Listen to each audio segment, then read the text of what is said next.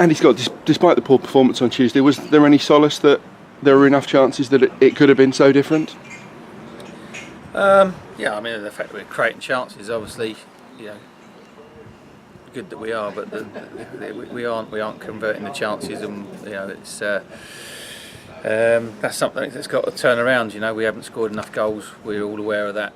The alarming part was the fact that we stopped playing at 2-0 down and stopped really attempting to do what we were doing before, and everyone started. There's a few players that started doing their own thing, thinking they could do what they wanted, and that's why it became so disjointed and looked as poor as it did. And we're not getting away from the fact that it was a very, very poor performance, and one that shouldn't be repeated. And in that, is this week's work as much psychological as physical? Yep, without a doubt. It's we started well. First 20 minutes we were on top. We had a few chances, but then we're just the first chance they have, they score from. No matter what you say, you've still got to defend properly. You've still got to make it hard for the other teams, and we've still got to create chances. But we've got to make sure that the chances that we are creating, even if we're getting on the end of them and they're not going in, we've got to be believing that we're gonna get on the end of them, and at times it doesn't look like we have the belief that we can get on the end of crosses or passes or get shots away, and that's what we need to get in their heads, that you need to take chances, you need to put yourself on the line to score goals. That's why it's the hardest part of the job, but that's also why centre forwards get paid more money than anyone else, and that's the fact of the matter. It's all well taking the plaudits when you do score them, but you've got to take criticism and be, when you're going through a tough time, you've got to do more to do that. But it wasn't just the fact that we missed chances. It's the work rate and the effort and the commitment and the showing that you want to work hard for your team. If you're missing chances, that happens in life. But if you're not working hard for the team and still missing chances, that's totally unacceptable. Not just digging out the centre forwards.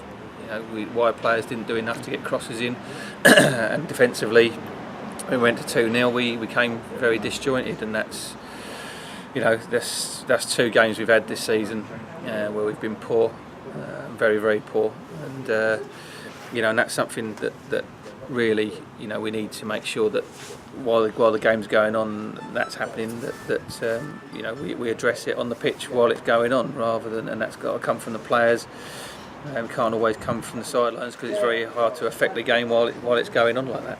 And to me, it seemed the contrast between Saturday and Tuesday, in the space of 4 days, where does the team go?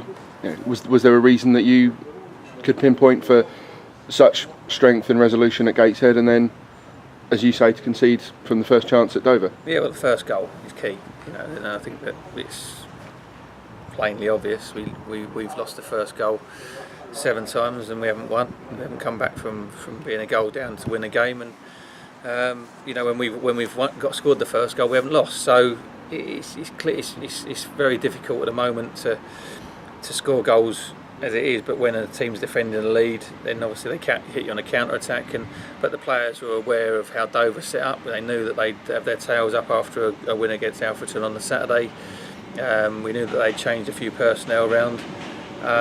We had enough to deal with it, but we didn't, and to put a performance in like we have done against Lincoln and Gateshead, and then fold like we did against Dover with the same set of players, isn't right. It shouldn't be the case, but it was, and we've got to deal with it.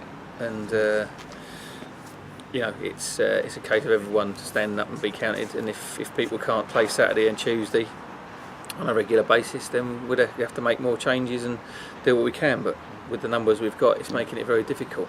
And that first goal, I believe Alfreton haven't won or haven't even got a point when they've conceded the first goal. So clearly, that makes it even more important on Saturday. I think it's systematic in this league and a lot of leagues. If you score the first goal, it gives you a lot better chance. It's difficult to score goals in this league. It's difficult to score goals in general. But when you're a goal behind and you're chasing the game a little bit, and teams set up, and if they've set up a different way, then it makes it even more difficult. So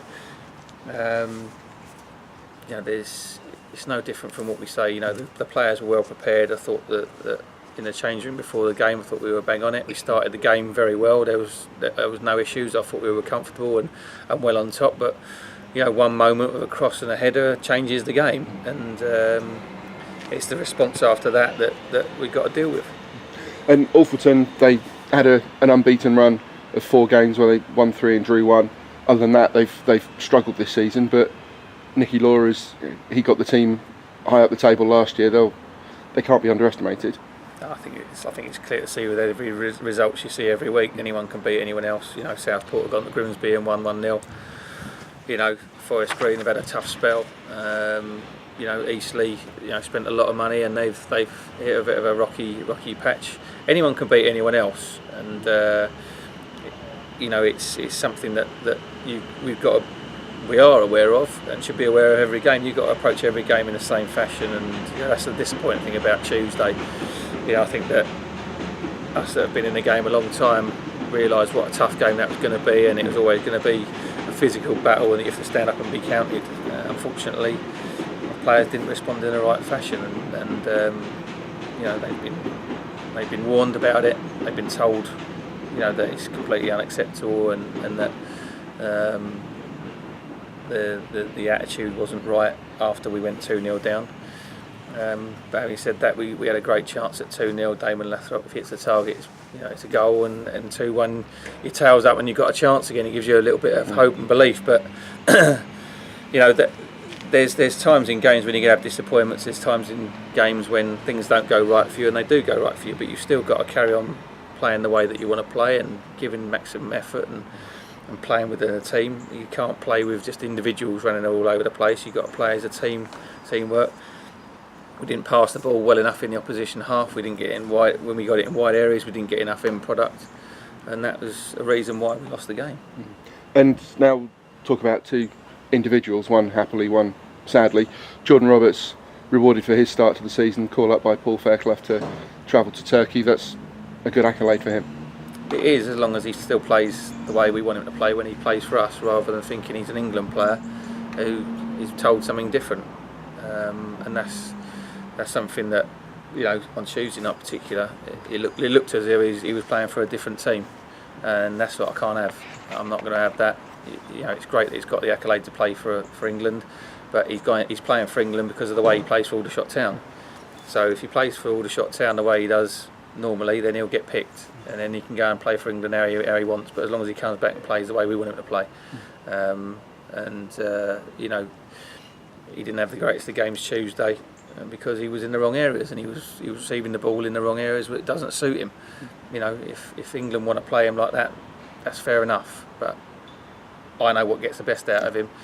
He's in the England side because we've got the best out of him, and he's got to show that week in, week out. And you know, he's a young lad, and he's, you know, obviously being influenced, and you can understand that. But it's a case of realising what you do so well and why you get those accolades, and why people look at you and think you're a good player, because you do the things that you're very good at. And I know him a lot better than Paul Fairclough and the staff at England, and you know, that's why he's done so well and been given the chance for England, because he's done well for Aldershot. So that's what we want him to carry on doing. And a vital member of the ground staff passed away yesterday, Mick Jenks. You knew him personally, and you value the contribution that Andy Nunn and his ground staff, of which Mick was part, makes to the club. It's you know, from my point of view, it's sickening and, you know, saddening at the same time that the last time he saw his team play was in such a performance at Dover. But it also says so much about the man that he travelled all the way there, and he has done for years and years. And you know, his family are highly connected, and Steve's come in, his son's come in today, and wants to be around the club because it makes him feel more comfortable, and that shows what this club does for people. And that's what I want to impress on the players, that I don't think sometimes they realise the strength in emotion and feeling that people have for this club. You know, when you're a manager and when you're involved on a day-to-day basis with so many different types of people who are involved with the club, it comes across very quickly. And I said that when I first joined the club, that within you know, the first couple of weeks you realise the depth of feeling that people have got for this club, and that's, you know, what our players should be demonstrating on the pitch, that, you know, they're representing the fans, and people like Mick, who, you know, worked tirelessly over the years, and the amount of help he's given with Andy in the pitch, and, you know, he was always there. He never criticised the team, never got on our backs. He was always there to help and whatever he could do, and it's a massive loss for the club and for the family, and you know, as a human being as well, he's a terrific guy, and you know, this is a time when we all should come together and remember Mick, and remember why he loved the club so much, and do as much as we can to make sure that he's looking down from above and being proud of what we're putting out there now, because he followed the club home and away for years, and passed it down generations of his family, and that's what this football club's about, and that's what we should be representing on the football pitch.